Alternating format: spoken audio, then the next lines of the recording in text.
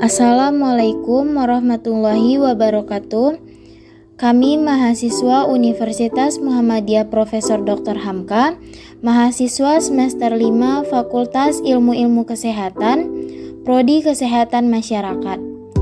Tugas ini kami ajukan untuk memenuhi tugas akhir mata kuliah Kepemimpinan dan Berpikir Sistem Kesehatan Masyarakat dengan materi Peran Kepemimpinan dan Berpikir Sistem BKKBN Badan Kependudukan Keluarga Berencana dalam program Keluarga Berencana di Kota Banda Aceh. Kelompok 7 yang anggotanya terdiri dari Atsifa Zazaristia, Afina Khairu Ummah, Faizah, Irhamna, Nurjannah, Melani Yulia Sari. Materi ini berkaitan dengan Quran Surah Al-Isra ayat 31 yang berlafazkan Bismillahirrahmanirrahim Wala ta'tulu awladakum ghasyata imlaq Nahnu narzuquhum wa iyyakum Inna qatlahum kana khit'an kabiran Sadaqallahul azim. Artinya, dan janganlah kamu membunuh anak-anakmu karena takut miskin. Kamilah yang memberi rezeki kepada mereka dan kepadamu. Membunuh mereka itu sungguh suatu dosa yang besar. Yang pertama, di sini ada konsep shared vision dari BKKBN, yaitu terwujudnya Indonesia yang berdaulat, mandiri, dan berkepribadian berlandaskan gotong royong. Sedangkan untuk misi dari BKKBN itu sendiri, yang pertama ada peningkatan kualitas manusia Indonesia, 2. Struktur ekonomi yang produktif, mandiri, dan berdaya saing, 3. Pembangunan yang merata dan berkeadilan, 4. Mencapai lingkungan hidup yang berkelanjutan, 5. Kemajuan budaya yang mencerminkan kepribadian bangsa, 6. Penegakan sistem hukum yang bebas korupsi, bermartabat, dan terpercaya. Yang ketujuh, perlindungan dari segenap bangsa dan memberikan rasa aman kepada seluruh warga. 8. Pengelolaan pemerintah yang bersih, efektif, dan terpercaya. Yang ketiga, sinergi pemerintah daerah dalam kerangka negara kesatuan.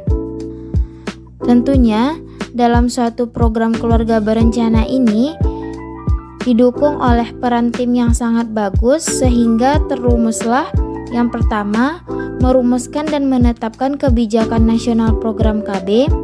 2. Melakukan perencanaan, pengadaan logistik, distribusi alat kontrasepsi, obat dan peralatan KB. 3. Bersama Kemenkes menetapkan kebijakan dan strategi pelayanan konseling dan pemasangan kontrasepsi. 4. Merancang dan melaksanakan program advokasi dan KIE KB sehingga nantinya dapat meningkatkan permintaan ber-KB dari PUS. Yang kelima, memperkuat sistem pencatatan, pelaporan, dan pemuktahiran data pelayanan kontrasepsi, termaksud monitoring dan evaluasi, sehingga pembinaan program dan layanan KB yang terintegrasi dari Kemenkes. Kepemimpinan dalam BKKBN. Yang pertama ada demokratis, yakni pemimpin memberikan wewenang secara luas kepada bawahan jika terjadi permasalahan yang mengikut sertakan anggotanya dalam mengatasi permasalahan. Lalu, pemimpin BKKBN memberikan wawasan dan tugas kepada bawahannya. Lalu yang kedua ada moralis, yakni pemimpin sangat menghargai para anggotanya dalam tugas-tugas yang diberikan. Lalu pemimpin memberikan kelonggaran dan tidak menekan anggotanya. Dan terakhir, adanya fasilitas yang mendukung pekerjaan untuk kenyamanan para anggotanya seperti kipas, meja, kursi, dan sebagainya. Berikutnya, berpikir sistem dalam kesehatan masyarakat. Dari kasusnya, kelahiran anak mengalahkan kenaikan produksi, terutama produksi pangan. Lalu pada bulan April 1967 dilancarkan proyek pertama di Indonesia, yakni proyek PKB DKI Jakarta Raya. Dari situlah kemudian program KB mulai disosialisasikan hingga terbentuklah apa yang disebut dengan Lembaga Keluarga Berencana Nasional atau LKBN pada tahun 1968, selanjutnya BKKBN pada tahun 1970. Lalu yang berikutnya ada hambatan dalam pelaksanaan program. Yang pertama yakni masih rendahnya tingkat pemahaman masyarakat. Para tenaga ahli kesehatan tidak memberikan pelayanan lebih responsif terhadap masyarakat, yang berarti wawasan dan pendidikan para tenaga ahli masih rendah. Yang kedua, keengganan sebagian besar masyarakat untuk terlibat langsung dalam suatu program kegiatan. Lalu yang ketiga, keyakinan lokal yang dianggap bertentangan dengan program KB adalah banyak anak banyak rezeki. Sistem kekerabatan patriarki masih menganggap nilai anak laki-laki lebih tinggi daripada anak perempuan.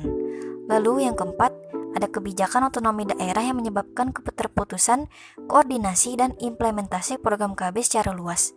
Hal ini menyebabkan penyuluh lapangan keluarga berencana atau PLKB yang seharusnya mengedukasi dan memberikan konseling akhirnya terhenti karena tidak ada dukungan. Berikutnya, strategi BKKBN dalam rangka meningkatkan partisipasi masyarakat dalam program keluarga berencana. Yang pertama yakni memberikan pelayanan gratis kepada masyarakat. Yang kedua, memenuhi kebutuhan alat dan obat kontrasepsi dan mengintegrasikan pelayanan KB dalam sistem jaminan sosial.